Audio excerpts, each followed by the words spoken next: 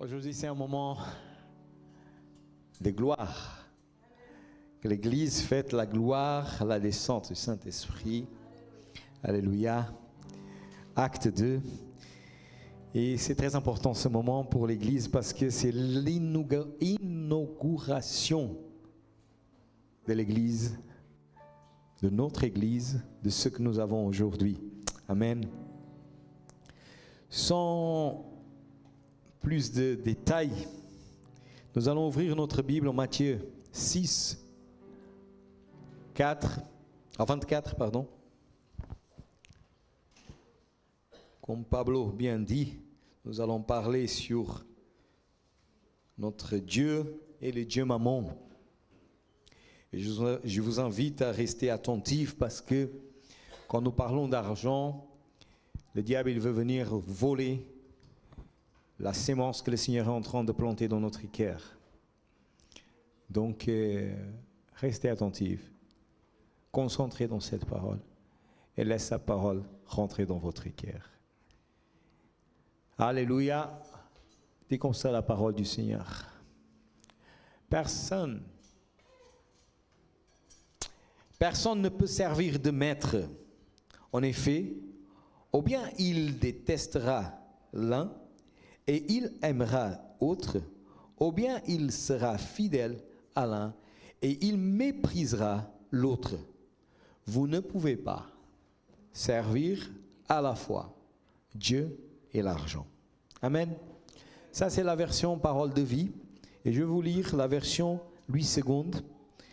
Nul ne peut servir deux maîtres, car il haïra l'un et aimera l'autre. Ou il s'attachera à l'un et méprisera l'autre. Vous ne pouvez servir Dieu et Mammon. Cet même verset se trouve aussi en Luc 16, chapitre 13, qui dit le suivant. Nul ne peut être en même temps au service de Dieu de deux maîtres, car ou bien il détestera l'un et aimera l'autre, ou il attachera au premier, il méprisera le second. Vous ne pouvez pas servir en même temps Dieu et Mammon. Amen. Nous voyons ici dans les deux versions un mot étranger, Mammon. Et dans l'autre version, nous voyons argent. C'est ça qui était attentif. Et là, regardez, mais j'ai fait exprès de faire cette deux lectures, ou trois lectures, parce qu'en fait, n'a pas de contradiction. Argent et Mammon, c'est la même chose. En fait, Mammon, c'est la personnification, c'est le Dieu qui personnifie la richesse. Ok? Et la richesse, elle est démontrée à travers de l'argent. Vous êtes là? Plus d'argent, la personne est là, plus nous considérons que cette personne est riche. Amen. Et c'est le seul moment dans toute la parole du Seigneur que Dieu, il compare quelque chose à un Dieu, mais un Dieu avec un D minuscule. Ok? C'est le seul moment qu'il compare. Et il a fait exprès parce que, mes bien-aimés, l'argent nous donne la sensation de pouvoir. Il est une force. Celui qui a l'argent, il se trouve fort.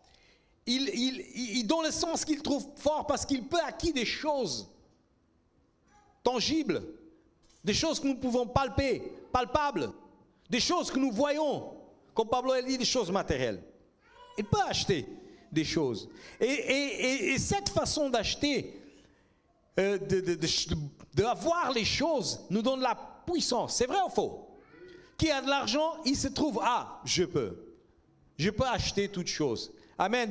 Mais un homme charnel ne voit pas seulement ces choses tangibles. Ce qu'il peut faire avec l'argent. Cette expression de vivre révèle l'égoïsme, mes frères et sœurs. L'égoïsme de l'homme qui veut uniquement épargner pour son avenir.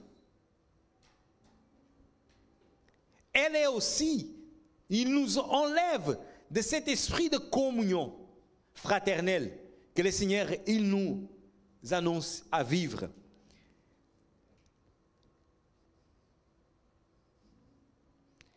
Dieu est là en plan. Le Fils de Dieu est là en plan. Quand il est venu sur terre, il n'est pas venu uniquement pour moi, mais il est venu pour toute une collectivité. Il est venu pour toute l'humanité. Et quand nous avons cet esprit d'individualisme, d'égoïsme, qu'est-ce que nous faisons? Nous demandons qu'est pour nous. Amen. C'est mon argent. C'est ma famille. C'est mon vacances, pour mes vacances, pour ma maison. Et nous oublions que notre Dieu, quand il agit dans la collectivité. C'est bien évidemment que le Seigneur, il dit, rentre dans ta chambre et prie. Et moi qui je t'écoute dans le secret, je veux te honorer publiquement. Mais Dieu, quand il te donne quelque chose, il ne te donne quelque chose pour que tu puisses garder pour toi. Dieu, il te donne quelque chose pour la collectivité. Et je me rappelle de l'histoire de Anna en 1 Samuel 1, 11. Quand Anna, il demande à Dieu un fils. Avant, elle était triste, elle demandait, il n'y a rien qui s'est passé. Mais sa prière, elle a été exaucée quand Anna, elle a mis à disposition de Dieu, à disposition du peuple de Dieu, son fils. La demande, les désirs qu'elle avait dans son cœur. Qui est en train de comprendre cette parole? Dis Amen. Donc Anna, elle a mis à la disposition de Dieu. Nous sommes en train de parler de la collectivité. Dieu, il agit dans la collectivité. Anna, il a mis dans la main de Dieu son enfant, Samuel, qui est devenu un grand prophète d'Israël. Pourquoi? Parce qu'Anna a décidé dans son cœur de donner ce qu'il demandait à Dieu. Mais nous sommes en train de demander qui est pour nous. Vous êtes là? Ah, c'est vrai ou faux? C'est vrai ou faux? J'épargne pour mes vacances. Et nous oublions qu'il y a des autres choses à faire. Amen ou pas amen? Quand Dieu nous bénit, il nous bénit dans l'individuel, mais il veut atteindre toute une collectivité. Et dans le verset 20, quand Anne a prié, Dieu a exaucé sa prière et il a donné cet homme, un grand homme de Dieu qui est devenu le plus grand prophète d'Israël. L'égoïsme, mes frères et sœurs, nous éloigne de Dieu. L'égoïsme, l'individualisme nous éloigne de Dieu. Voyons ce que dit Jacques, chapitre 4. Est-ce que tu peux le mettre là, Ariana? Jacques, chapitre 4, versets de 1 à 6, nous allons lire ensemble. C'est très fort cette parole. Jacques, chapitre 4, versets 1 à 6. Qui a sa Bible peut l'ouvrir aussi. Nous allons lire ensemble cette parole. D'où parviennent les conflits et les querelles entre vous, dit la parole du Seigneur. N'est-ce pas que des désirs égoïstes qui combattent sans cesse en vous? Vous convoitisez beaucoup des choses, mais vos désirs restent insatisfaits. Vous êtes meurtriers, vous vous consumez en jalousie et vous ne pouvez rien obtenir. Vous bataillez, et vous vous disputez. Vous n'avez pas ce que vous désirez parce que vous ne demandez pas à Dieu. Ou bien, quand vous demandez à Dieu, vous ne recevrez pas, car vous demandez avec mauvais motifs. Vous voulez que l'objet de vos demandes sert à vos propres plaisirs. L'égoïsme. Peuple adultère, que vous êtes? Vous ne savez-vous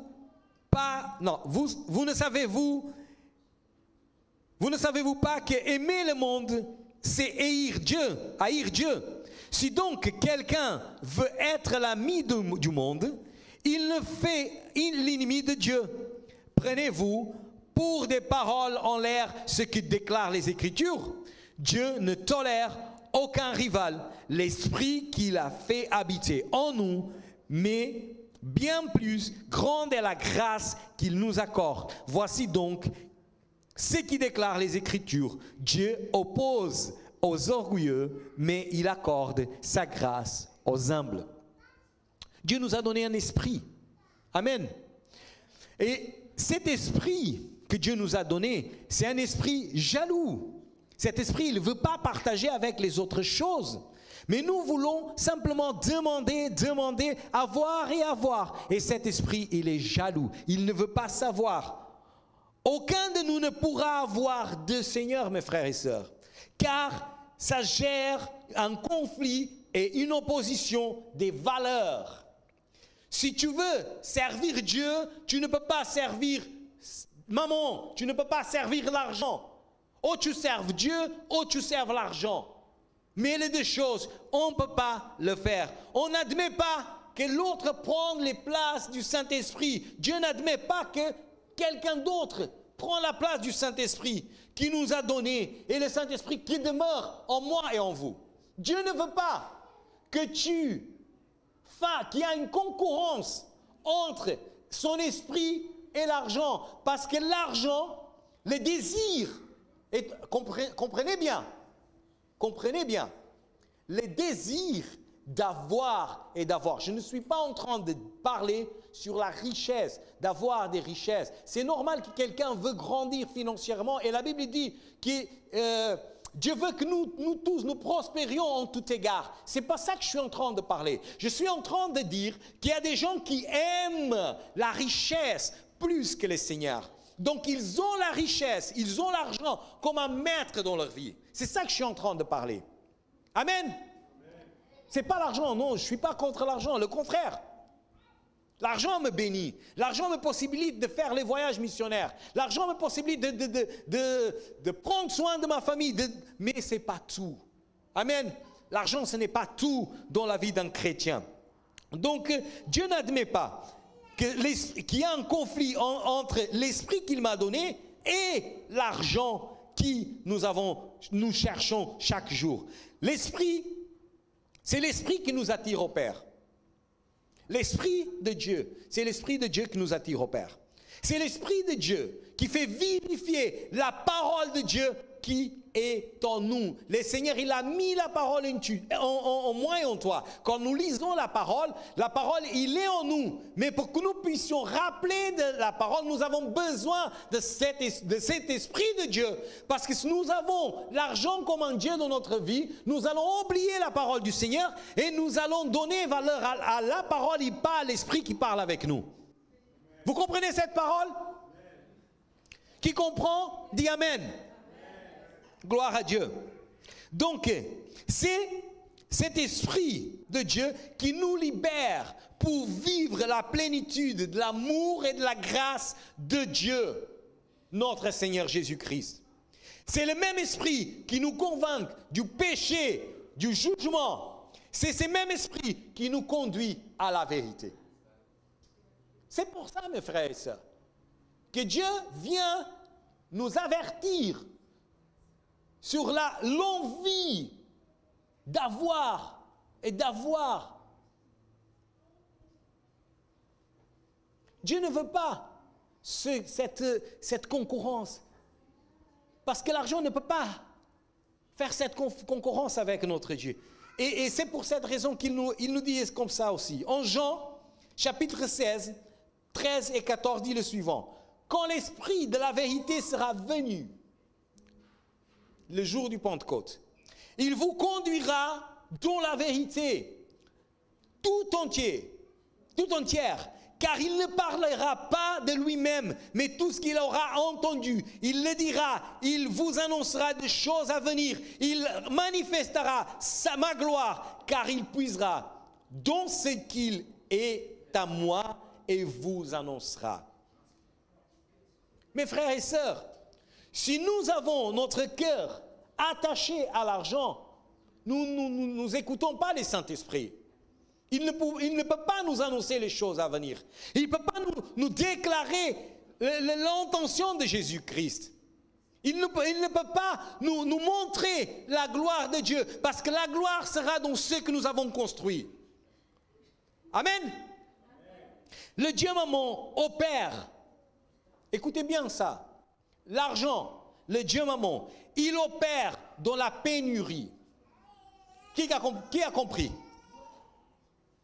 Je répète, le Dieu Mammon, il opère dans la peur de la pénurie, de manquer les choses. Vous êtes là avec moi? Écoutez, tu es en train de chercher. Tu cherches et tu cherches l'argent. Pourquoi? Parce que tu as peur qu'il manque quelque chose dans ta vie. Tu penses trop au lendemain. Mais la Bible dit que le lendemain appartient à... Je sais qu'ici, il n'y a personne comme ça. Nous tous ici, nous sommes déjà convertis. Et cette parole, c'est juste pour rafraîchir notre mémoire, pour ne pas tomber dans les pièges de l'ennemi. Mais, mes frères et sœurs, si nous avons cette compulsivité pour l'argent, aujourd'hui, l'Esprit Saint de Dieu est en train de nous conduire dans la vérité de toutes choses. Si Dieu a annoncé qu'il y a un Dieu minuscule, des minuscules, qui s'appelle argent, qui s'appelle mammon, parce qu'il connaît notre cœur. Et la Bible dit qu'il faut garder notre cœur, parce que c'est notre cœur qui parvient la vie. Si nous voulons une vie terrenne, on dit ça, hein? Terrestre. Si nous voulons une vie terrestre, de cette terre, aimer l'argent. Mais si nous voulons désirer les choses du ciel, il faut vivre une vie spirituelle. Rappelez-vous, nous sommes un esprit qui habite dans un... Et nous possédons... Qui est en premier? L'esprit. Le corps, il va partir, mais l'esprit sera l'esprit qui vivra éternellement. Amen. Donc nous devrons préoccuper avec ces choses spirituelles et pas de laisser de côté, mais minimiser de chercher ces choses matérielles. Amen. Le Dieu Mammon, il opère dans la peur, dans la pénurie.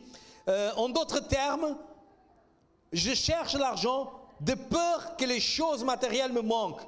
Mais Jésus a été interpellé par un homme au milieu de la foule au sujet de divergences, de partage d'héritage laissé pour ses parents. Selon la réponse de Jésus, amen, en Luc 12, voyons ce qu'il a dit. On est en train de parler, mes frères et sœurs, à qui je dois me sujeter. C'est ça le thème.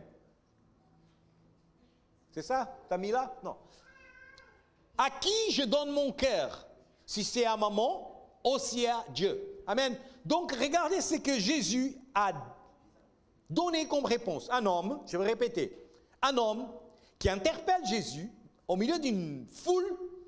Il arrive à Jésus et dit, Jésus, Seigneur, comment dis à mon frère de partager l'héritage avec moi? Parce qu'il y avait un conflit entre lui et son frère. Et Jésus, il a dit tout de suite, qui m'a fait juge entre toi et ton frère? Donc il a cassé cet homme déjà par là. Mais après il dit, comme Jésus il a toujours une parole de vie, il a dit, gardez-vous avec soin du désir de posséder sur toutes ses formes, car la vie d'un homme, si riche soit-il, ne dépend pas de ses biens. Dis, répète avec moi, moi, je ne suis pas ce que j'ai dans ma poche. Vous avez compris? L'argent, la richesse ne définit qui je suis. Qui suis-je? Je ne suis l'argent. Je suis plus que ça. Combien de fois, combien de fois,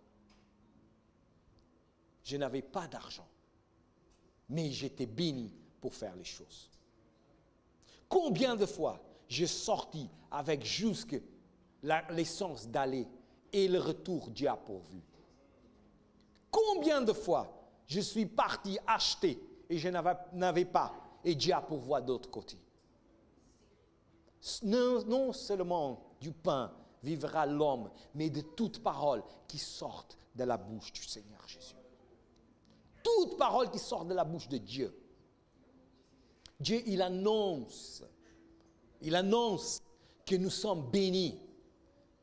Nous ne sommes pas bénis parce que nous avons un travail qui nous donne de l'argent. Non. Nous sommes bénis parce que nous avons un Dieu qui est fidèle. Je répète, nous sommes bénis, vous n'avez pas compris. Nous sommes bénis parce que nous avons un Dieu qui est fidèle. Notre Dieu, il est fidèle. Tu gères une circonstance, tu gères quelque chose, et Dieu, il vient, il couvre. Quand c'est pour son œuvre, il sait qu'il y a quelqu'un qui a besoin. C'est pour ça que j'ai dit tout à l'heure, Dieu il ne va pas te bénir uniquement parce que tu désires. Non, Dieu il regarde ton cœur, il voit ton cœur, ce que tu désires, la raison, le motif, comme nous avons lu en Luc, le motif que tu as demandé. Alléluia. Ensuite, Dieu, il propose une parabole, en parabole. Il commence à raconter une histoire d'un homme. Alléluia. Dieu commence à raconter en parabole. Et ce qui est intéressant, c'est qu'un homme qui a eu, c'est dans la séquence de la réponse, hein, ok? Je suis dans la séquence de la réponse. Dieu, il parle de garder le cœur, de prendre soin, de seulement avoir de la richesse. Et après, il dit, un homme, un certain jour, il a eu une récolte extraordinaire, exceptionnelle. Amen. Cet homme, il a une récolte exceptionnelle. Donc, il a recueilli beaucoup de production agricole. Il était propriétaire de terrain. Donc, il a eu beaucoup exceptionnel. Cet homme, il a dit, en train de raisonner dans son cœur, il a dit, je vais détruire tout ce que j'ai construit, tous les greniers que j'ai construits jusqu'à maintenant, et je veux reconstruire des plus grands greniers pour que je puisse mettre tout ce que j'ai acquis jusqu'à maintenant. Cet homme, au regard d'un homme charnel, il a été béni. Amen. Parce qu'il a eu de l'argent. Il a eu, à l'époque, ça symbolisait de l'argent, la récolte. Donc, même aujourd'hui, on vend, on récupère en argent. Mais à l'époque, c'était vraiment les échanges. Donc, cet homme, il avait beaucoup. Cet homme, il a construit. Et, quand il a terminé, il a fini la construction. Il a dit, là maintenant, je veux m'asseoir et je veux vivre la bonne vie. La vie de bohémie, la vie que je désire vivre. Mais Dieu qui est juste et qui connaît toutes choses, il vient et dit, attention, maître propriétaire de terrain, aujourd'hui je réclame ta vie. Qu'est-ce que tu as à m'offrir? Le bien que tu as, tout ça va rester ici. Je suis en train de paraphraser, ce n'est pas vraiment ça qu'il dit, mais je suis en train de supposer de ce que Dieu a dit. Tout ce que tu as récolté ici, ça ne sert à rien pour toi. Donne-moi ta vie, viens, je récupère ton âme. Et cet homme, il meurt. Il meurt, pardon. En quoi il a pu profiter de tout ce travail? En quoi il a pu profiter de tout ce travail? Mes bien-aimés, l'amour à l'argent, ça ne sert à rien. Il y a un texte biblique qui se trouve en Psaume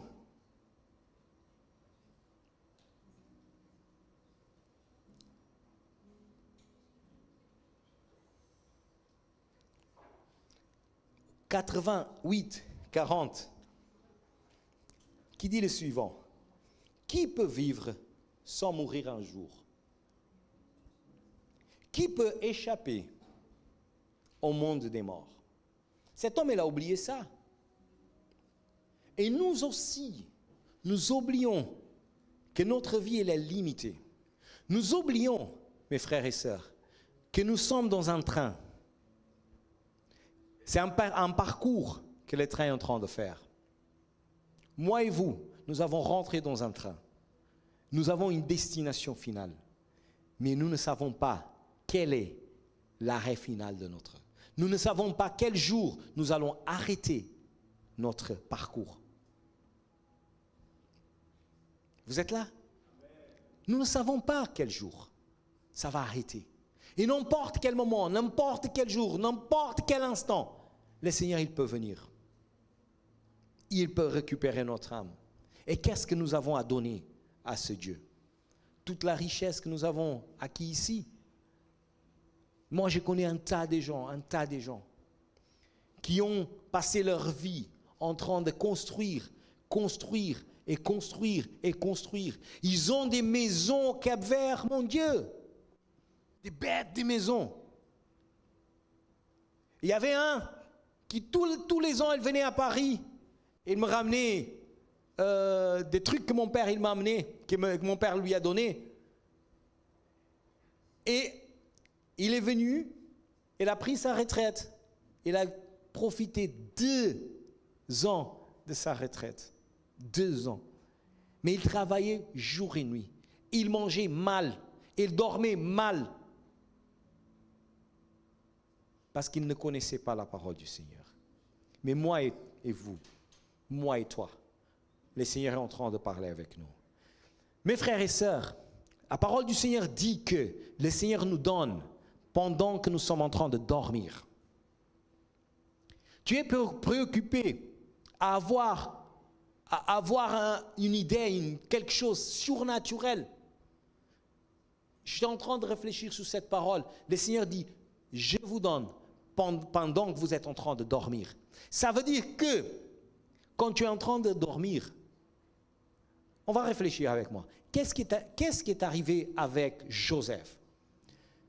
C'est quand que Dieu lui a parlé qu'il allait être gouvernateur. Pas vraiment avec tous les mots, mais qu'il allait être gouvernateur. Et après, elle a compris, il allait être gouvernateur d'Israël, de l'Égypte. Quand? Et les rêves, nous l'avons quand? Réveillé, en train de travailler. Tu n'as pas de temps. Quand tu es en train de travailler, tu n'as pas de temps, ni pour penser à Dieu. Parce que le Dieu maman, il te consomme. C'est ça qui est en train de passer dans ce monde moderne. Nous cherchons. Et à l'époque, c'était déjà comme ça. À l'époque, Jésus, c'était déjà comme ça. Imaginez-vous maintenant que toutes les choses sont vides. À 20 ans en arrière, avec 1000 euros, 20 ans en arrière, avec 1000 euros, on vivait bien. C'est vrai ou faux? Les gens plus matures ici savent de ce que je suis en train de dire. Mais aujourd'hui, avec 1000 euros, on arrive à la fin du mois, en train de demander, on paye, et on paye, on doit encore et on demande à la personne de nous rendre la monnaie. Pourquoi? Parce que notre désir d'acquérir les choses, ils ont augmenté. On a un télé pour payer. On a le téléphone à payer. On a ci, on a ça, on a assurance, on a tout pour payer. D'ailleurs, je vais vous dire un truc. La meilleure assurance, c'est Jésus-Christ. C'est là que nous devrons assurer. Je ne suis pas en train de dire que non, on n'assure pas. Pas contre les assurances, non. Mais d'abord, assure dans les cieux, avec ta dîme et tes offrandes. Parce que la dîme garde, et l'offrande, elle glorifie. Vois la taille de ton remerciement à Dieu. D'accord? Donc, d'ailleurs, l'assurance. D'accord? Nous faisons plein mal de choses et nous oublions que un jour nous allons passer. Et c'est comme ça. C'est comme ça. Amen.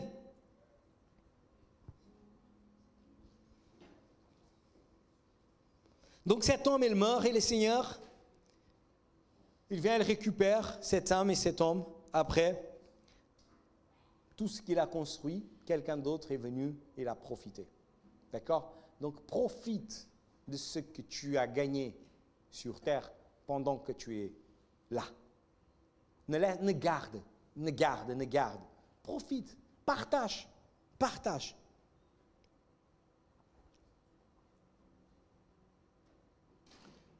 La Bible dit que nous n'avons rien à porter sur cette terre. Nous n'avons rien à porter sur cette terre. Qui est né ici déjà habillé? Personne. Maintenant tu es habillé. Oui, oh, vrai ou faux? Dieu a pourvu l'habit pour ta vie. Donc on n'est pas venu avec. Mais quand tu meurs, tu as un habit. En portugais, c'est mortalia. Je ne sais pas comment on dit en français, l'habit qu'il met le mort. Nous, on a un mot spécifique pour ça. Bref, ils vont t'habiller. D'accord? Ils vont t'habiller. Mais tu vas être habillé pour l'habit que quelqu'un va décider pour toi. Même si tu as laissé écrit que tu veux ça, c'est quelqu'un d'autre qui va prendre décision dans ta place. Vaut mieux un chien vivant qu'un lion mort. Vous avez déjà entendu? C'est la parole du Seigneur, elle est écrite dans la parole du Seigneur. Donc, même l'habit que tu vas porter le jour de ton dernier jour sur terre, avant d'être enterré, ou peu importe, ce qu'ils vont faire avec le corps, c'est une grande discussion là, ça. Mais peu importe, c'est les gens qui vont décider pour toi. Donc, prends la bonne décision maintenant. D'utiliser ce que tu as pour faire l'œuvre du Seigneur, pour faire le royaume de Dieu, une expansion sur cette terre. Utilise l'argent pour des bonnes œuvres. Utilise l'argent pour toi. Ne garde pas. N'aie pas cette envie compulsive de garder.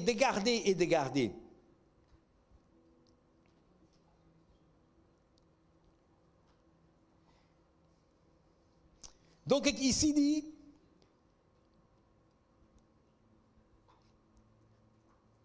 cherchons ce qui est d'en haut, car ce sont des choses qui demeureront éternellement. Car l'argent fait de chacun de nous des esclaves, mais l'amour à Dieu et à sa parole nous libère. Je vous explique. Plus nous sommes attachés à l'argent, plus nous devenons esclaves de l'argent. Plus nous sommes attachés à maman, plus nous sommes esclaves de maman. Mais plus nous sommes attachés à la parole de Dieu, plus nous sommes libérés. Plus nous sommes affranchis. Parce que la Bible dit, connaîtront la vérité vous affranchira. La parole de Dieu, Dieu nous libère pour vivre des grandes choses. Mais l'argent nous rend esclaves. Parce que nous allons travailler pour l'argent. L'argent sera notre maître. Nous allons travailler pour avoir, et travailler pour avoir, travailler pour avoir. Je vous avais dit, je suis en train de parler des gens qui ont la compulsivité envers l'argent. Pas quelqu'un qui est en train de travailler uniquement pour avoir, de boire, de manger et en profiter un petit peu. Mais il y a des gens qui ont déjà, il y en a beaucoup, ils ont déjà beaucoup, mais ils sont en train de chercher encore et encore et encore. Ils peuvent prendre tout ce qu'ils ont et vivre jusqu'à la fin de leur jour, ça ne va pas finir. Et ces gens, ils sont encore en train de travailler pour avoir et pour avoir. Dieu veut vous bénir. en tout égard, comme je vous avais dit. Veut vous bénir en tout égard. Mais pas de cette manière. La prospérité, dans la loi de la prospérité, l'argent, c'est la dernière chose que Dieu parle. Vous êtes en bonne santé? Physique, spirituelle, morale. Après les autres choses, ils vont venir. Après les autres choses, ils vont venir. Cependant, l'amour à Dieu et sa parole nous affranchit, nous libère, car la parole, c'est la vérité et c'est elle que nous donne, que nous apporte la confiance et la paix. J'explique. La personne qui a beaucoup d'argent, elle n'a pas vraiment un ami. À quelques années en arrière, j'ai travaillé compulsivement. Tous les jours, il me fallait minimum, on va mettre la valeur d'aujourd'hui, 50 € par jour. Tous les jours. J'étais 50 € par jour dans cette époque, à 15 ans en arrière, c'était beaucoup, beaucoup. Et minimum que je devais faire par mois, c'était 12 000 €. J'ai mis un limite de 12 000 €. J'ai gagné cet argent. J'ai gagné cet argent. Mes frères et sœurs, à la fin du mois, je ne voyais pas cet argent. Parce que j'ai gaspillé plus de ce que j'ai. 12 000 €. Aujourd'hui, je rigole de ça.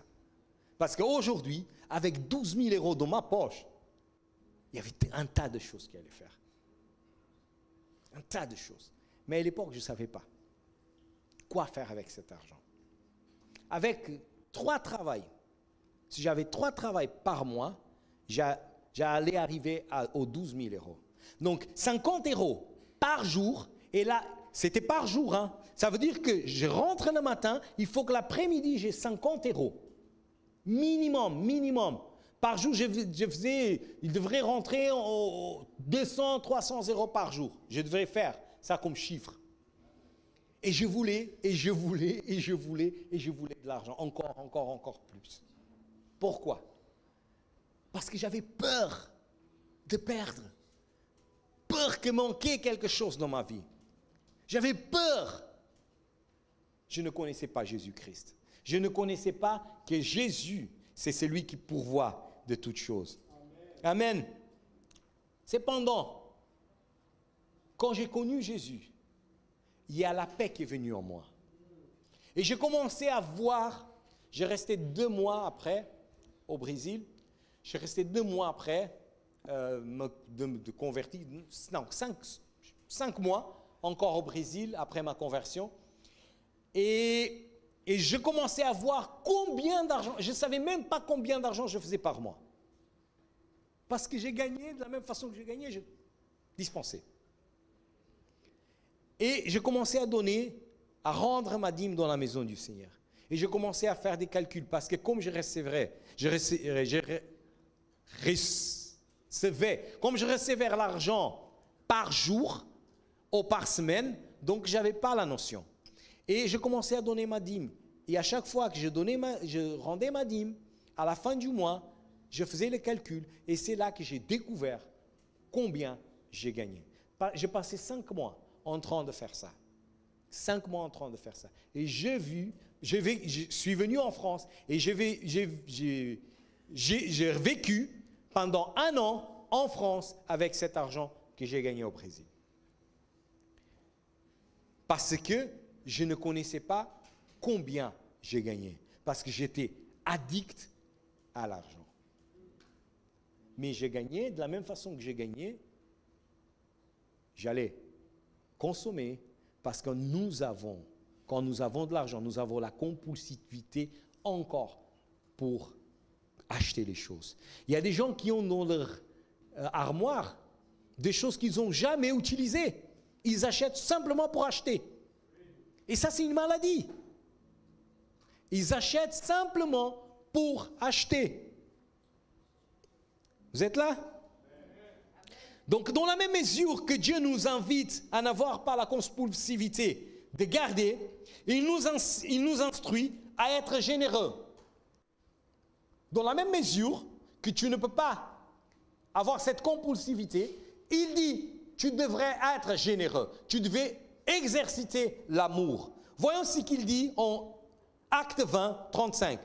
Je vous l'ai toujours montré. Il faut travailler de cette façon pour aider les pauvres. Waouh! Il faut travailler pour aider les pauvres. Et il faut se rappeler ce que le Seigneur dit lui-même. Il y a plus de bonheur à donner qu'à recevoir. Galates 6, 9, 10. Faisons le bien sans nous décourager. Oui, si nous allons jusqu'au bout, nous récolterons quand le moment sera venu. Alors, pendant le temps qui nous reste, travaillons pour le bien de tous, surtout pour ceux qui partagent notre foi. On y va. Travaillons surtout pour ceux qui est domestique dans la foi. Dans d'autres versions. Travaillez pour cette assemblée. S'il y a quelqu'un qui est dans le besoin, travaillons pour cette assemblée. Toi, tu es ma famille en Christ. Ce je travaille, je dois travailler en pensant que 5 jours, tu n'as pas à subventionner tes besoins. Moi, je dois t'aider à faire ce que tu dois faire. Ta voiture, il tombe en panne. Si je n'ai pas de l'argent, je fais quoi? J'appelle quelqu'un, un ami, et je dis, fais un prix, parce que c'est ma sœur en Christ Jésus. C'est vrai ou faux? C'est comme ça. Nous sommes une famille et la parole du Seigneur nous enseigne à vivre de cette façon. Éphésiens, chapitre 4, verset 28. Le voleur ne doit pas voler. OK? Le voleur ne doit pas voler. Il doit plutôt faire tous ses efforts pour travailler de ses mains honnêtement. Ainsi, il pourra donner quelque chose à celui qui a besoin d'une aide. Amen. On continue. Être généreux est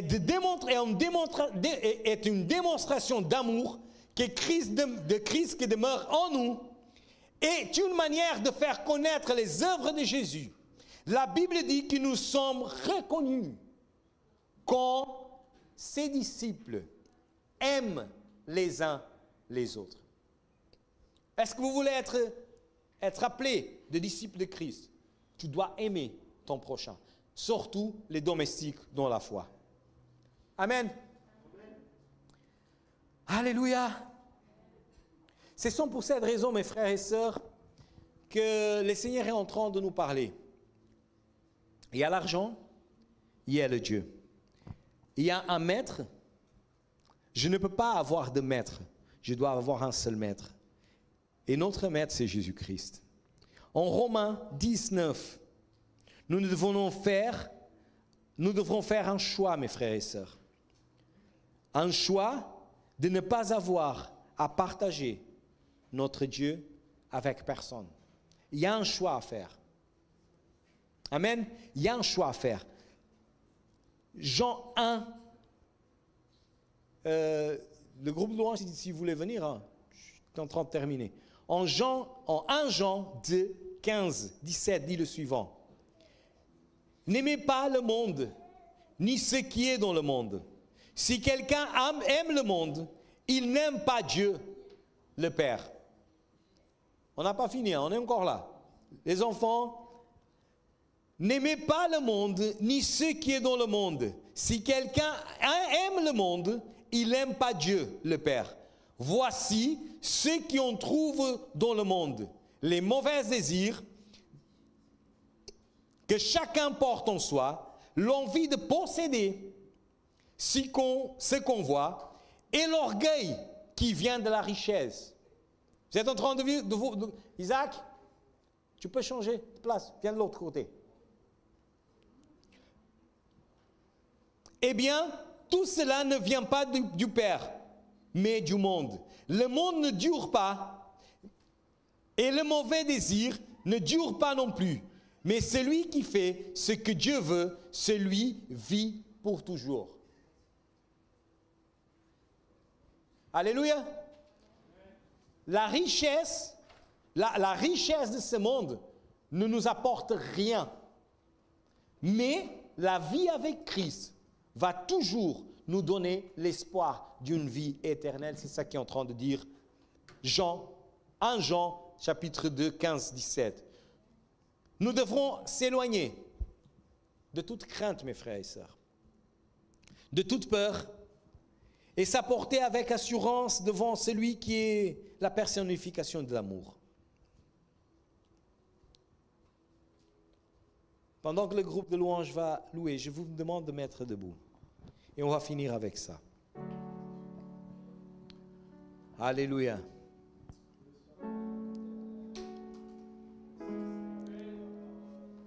Nous devrons s'approcher avec assurance devant la personnification de l'amour, avec assurance dans notre Dieu Jésus-Christ.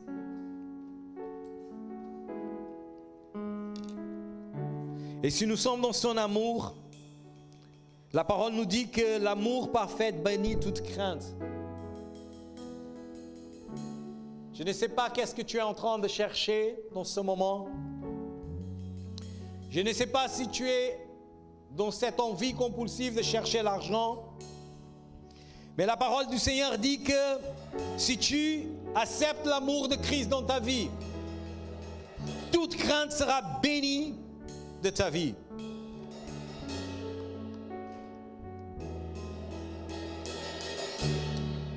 Des actes de générosité sont fruits de cet amour. L'Esprit de Dieu produit en nous des actes de générosité. C'est l'amour en action. Être généreux, c'est l'amour en exercice, c'est l'amour en action. Et l'amour en action, c'est véritablement, mes frères et sœurs, l'un des éléments des fruits de l'Esprit. Vous vous souvenez, il y a le fruit de l'Esprit. Et l'amour, c'est l'un des éléments qui appartient à ces fruits. Et c'est l'Esprit de Dieu qui peut le produire dans ta vie, qui peut te l'aider à produire ces fruits de l'Esprit.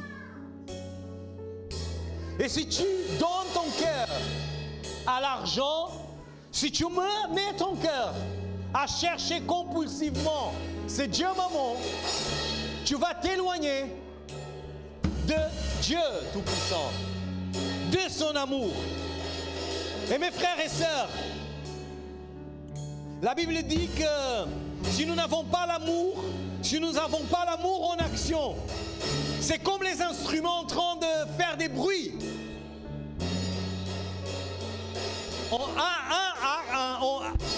1 Corinthiens, chapitre 13, parle que si nous n'avons pas l'amour, c'est comme des instruments en train de faire des bruits.